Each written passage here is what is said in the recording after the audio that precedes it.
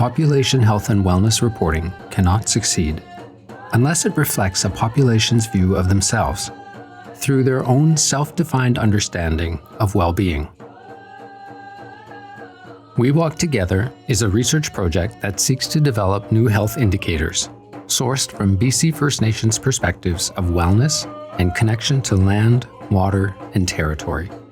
First Nations Health Authority researchers use land-based activities and sharing circles to collect data related to 3 research questions. 1. What does Indigenous knowledge tell us about connection to land and water as a determinant of health and wellness? 2. What methods have First Nations communities traditionally used to measure and monitor land, water, and health? 3. How do we gather, privilege, and feature the knowledge and perspectives of First Nations knowledge keepers and community members to inform population health at a provincial scale? Gatherings were held in 3 of BC's 5 health regions: Fraser Salish, Vancouver Coastal, and Northern. Fraser Salish Region. Stalo Territory is located in the southwestern region of mainland BC, is composed of 32 urban and rural communities with a population of nearly 10,000 registered First Nations people. Stalo Nations participants gathered from the communities of St'alis, Katsi, Suali, Lummi, Chiacton, Squaw, Matsqui, and Squawkale. Stalo is the Halkomelem word for the Fraser River, but is also used in their self-identification as people of the river. 3 overarching themes were identified: ancestral knowledge, land and water wellness, and accountability.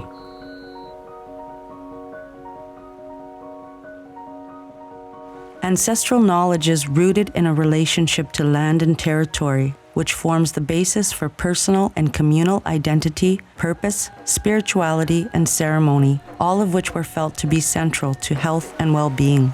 If you don't know who you are and where you come from, then you don't know where you're going. We want to bring wholeness and wellness back to our people. Our late brother, Tim, he used to say, we're really rich. We're so rich. We're not rich with money, but we're rich with what we have, our knowledge. First Nations have been connected to land for centuries, over so many generations. History is what anchors us to the land and our culture and our identity. Shwai meant place of canoes. And that spirit came to us once again and it said, you must build some canoes, ocean-going canoes. It's a spiritual connection through the land, through ceremony, through ancestral grounds. The way it used to be with the elders giving the teachings. And we longed, for the return of that. And our elder, Richie Malloway, used to say to my sister, we are echoes of the old people. So what we share, we carry it on through the generations because we don't have books and we don't have, we don't write things down. So when you're a little child, you go to the longhouse and you listen and you watch the elders. Overwhelming grief from what's been lost and stolen, reckoning with losses and finding a pathway to strength and wellness prompts questions for both the ancestors and future generations. Older relatives and natives passing away, lack of knowledge of culture and Aboriginal law within youth, children in care. This all contributes to preventing Aboriginal people to connect. My mom and dad, they went to residential school for 9 years each. My dad was in Keeper Island and my mom was in St. Mary's Mission. And they were punished for speaking a language or doing anything in our traditional cultural ways. A lot of our elders were hurt and we had to relearn our culture. But everything, that happened to us really separated us, became individualized. I had to relearn there's giving and taking. So we have to learn to give and we have to learn to receive. We're losing all of the ancestral names there are, from the past.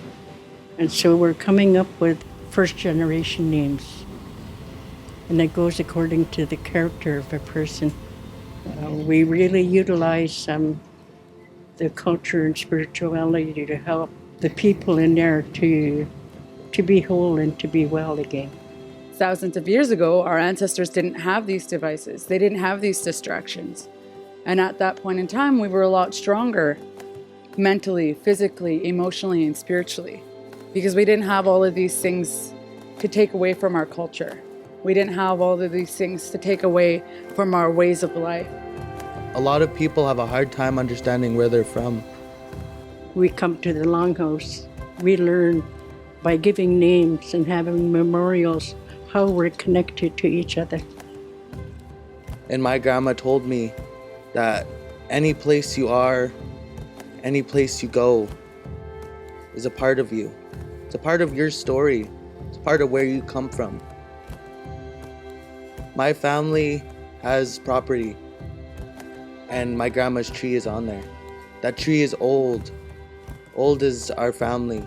All my siblings, all my family go there when we're hurt, when we're upset, and when we're missing our grandma. Our matriarch.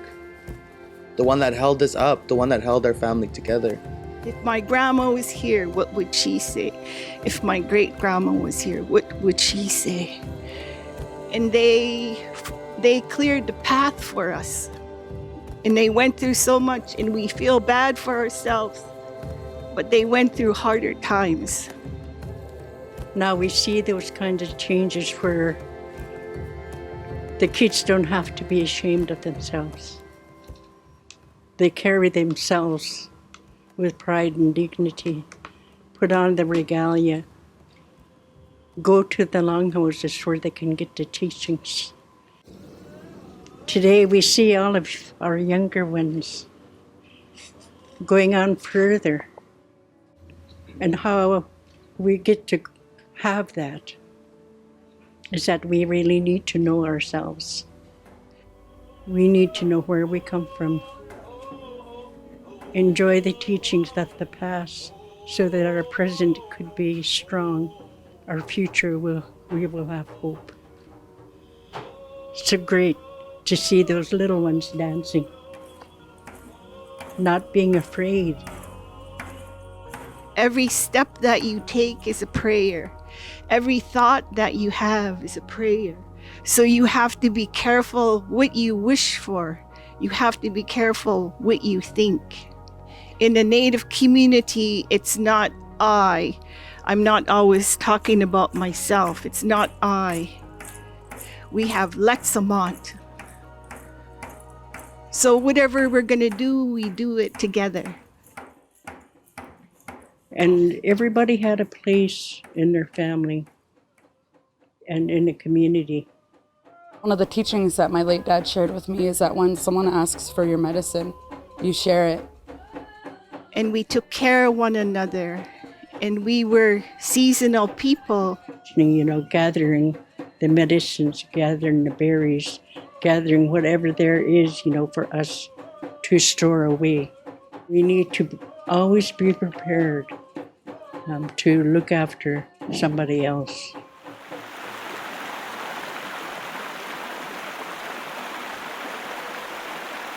As First Nations people, as Kwilmach people, as people of the land, it is our job to help one another. And we do that by being connected, not just to each other, but to everything around us. Being in the mountains, being at the lake, being on the canoe, those are all ways that our people have healed over the last, hundreds of years, thousands of years even. Something that we've practiced since the beginning of our time. So I find that's one of the positive, good ways of healing, mourning, grieving, growing. We First Nations have depended on the land and everything for centuries, whether it be for resources, for food, for the longhouse, for building, anything. The land has played a vital role in our culture. And everything that's around us, we have to take care of it. Every rock, every pebble, every tree, you're so grateful for everything. Every breath that you take, you have to honor that and water that nourishes you and cleanses you. How did our parents, grandparents, great-grandparents know what kind of plants, that were going to help us to be healthy? They watched the birds and the animals. Everything in the ecosystem is balanced. Everything's one. Everything is continual. Think of the First Nations as a part of that circle. I spend time up at the mountain, up at the creek, praying and meditating, because that's something that I've learned through our culture and one of the ways to take care of my mental health. We use the cedar ball, and when you're in mourning, you can make tea out of it, and you can bath in it. You can wash your clothes in it. When you're hurt and you're sad and you're lonely, you can wash your walls and your furniture with the cedar tea to uplift your house. Accountability, taking actionable steps towards addressing what's shared between First Nations and other institutions. It's not just important to know the words, you've got to walk them. In our daily lives, we often forget about that balance. We often forget to take care of ourselves mentally and emotionally. We're too busy looking at that clock. To have something maybe a little bit less structured. This is like the best medicine we could have, is sharing a meal, nourishing our bodies, talking, enjoying each other's company. Laughter is the best medicine. Just like back in the day in villages, everyone had their own job, whether it be berry picking, drumming, hunting, fishing, canoeing, making canoes. Everyone has a job, and it's up to us to find out what we have to do and what our gift is and what we have to contribute, and for us to start taking that step and teaching the younger ones as well.